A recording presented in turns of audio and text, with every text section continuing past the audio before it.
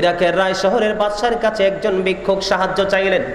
মুহররমের 10 তারিখ, কত তারিখ? মুহররমের 10 তারিখে রায় শহরের বাদশা তাকে সাহায্য করলো না। যখন এই ভিক্ষুককে বাদশা খালি ফিরাইয়া দিল, খালি ফিরিয়ে দেওয়ার সঙ্গে সঙ্গে বন্ধু চলে গেলেন কার কাছে? একজন খ্রিস্টানের কাছে। খ্রিস্টান তাকে দান করলেন। এবার দিন চলে গেল, রাত্র হলো। রাত্র যখন গভীর হলো, ওই যে ইরাকের রায় শহরের বাদশা তিনি স্বপ্নে দেখতে পাইলেন সুন্দর মনোরম এক জান্নাতের বাগানের সামনে তিনি দাঁড়ানো। এত সুন্দর দরজা, এত সুন্দর বন্ধু জানালা তিনি দেখতে পাইলেন। তিনি প্রশ্ন করলেন, এই সুন্দর জানাই বালাখানা কার জন্য বরাদ্দ?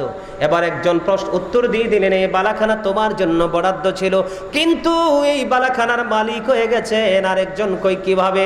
কয় তোমার কাছে যে আজকে একজন সাহায্য চাইলো, তুমি তাকে সাহায্য করলা না। একজন খ্রিস্টান তাকে সাহায্য করলো এই মুহররমের 10 তারিখে, এই ফজিলতকে কেন্দ্র করে ওই খ্রিস্টানের জন্য আল্লাহ রাব্বুল আলামিন এই নিয়ামত বরাদ্দ করে দিয়েছেন। এবার রাত্র পার হয়ে গেল। রাত্র যখন বন্ধু পার হয়ে গেল, গভীর রজনী শেষ হয়ে গেল, সকাল যখন হলো, 1 লক্ষ দিরহাম। কত লক্ষ? 1 লক্ষ দিরহাম নিয়ে রায় শহরের বাদশা খ্রিস্টানের বাড়ি চলে গেলেন। যাইয়া ওনাকে ডাক দিলেন। ডাকার পরে তিনি তার ডাকে সাড়া দিলেন। সাড়া দেওয়ার পরে এবার বলতেছে, তুমি গতকালকে দানের কারণে যে সওয়াবটা তুমি পেয়েছো, নিয়ামতটা পেয়েছো, এই নিয়ামতটা তুমি আমাকে দিয়ে দাও। এর বিনিময় আমি তোমাকে 1 লক্ষ দিরহাম দেব। জোরে জোরে আল্লাহু আকবার। কত লক্ষ? কত লক্ষ? 1 লক্ষ দিরহাম দিব। এবার ওই খ্রিস্টান একটা ডাক দিয়ে বলল, রে রায় শহরের বাদশা, তুমি ভুল করেছো, তুমি রং জায়গায় ট্রাই করেছো, রং নাম্বারে তুমি ডায়াল করেছো। আমি তোমার এই প্রস্তাবে একমত হতে পারবো না। কেন গো এই প্রস্তাবে একমত হতে পারবো না? এই 1 লক্ষ দিরহামের বিনিময় এই নিয়ামত তো থাক দূরের কথা, এই ভালাখানা তো থাক দূরের কথা, এটার একটা চৌকাটো আমি তোমার কাছে বিক্রি করবো না। রে রায় শহরের বাদশা, তুমি শোনো গো, আমি কালেমা পড়ে সঙ্গে সঙ্গে মুসলমান হয়ে গেলাম।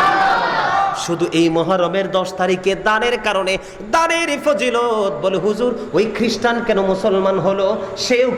সে কিভাবে জানতে পারলো? সেই স্বপ্নটা, যেই স্বপ্নটা দেখেছেন ইরাকের রায় শহরের বাদশা, ঠিক সেই স্বপ্নটা দেখেছেন ওই খ্রিস্টান। খ্রিস্টান দেখে পাগল হয়ে গেল।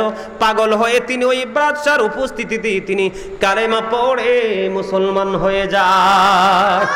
জোরে জোরে বলেন না সুবহানাল্লাহ। আর জোরে বলেন সুবহানাল্লাহ। তাহলে এই মাসে দানের বরকত আছে না নাই? কথা বলেন না কেন? এই মাসে দানের বরকত আছে। মুহররমের 10 তারিখ পৃথিবীর বুকে আল্লাহ রাব্বুল আলামিন অসংখ্য নবীদেরকে পরীক্ষায় ফেলেছেন এবং এই 10 তারিখে পরীক্ষায় তাদেরকে কামিয়াব করেছেন, উত্তীর্ণ করেছেন, তাওবা কবুল করেছেন। জোরে জোরে কন্যা সুবহানাল্লাহ।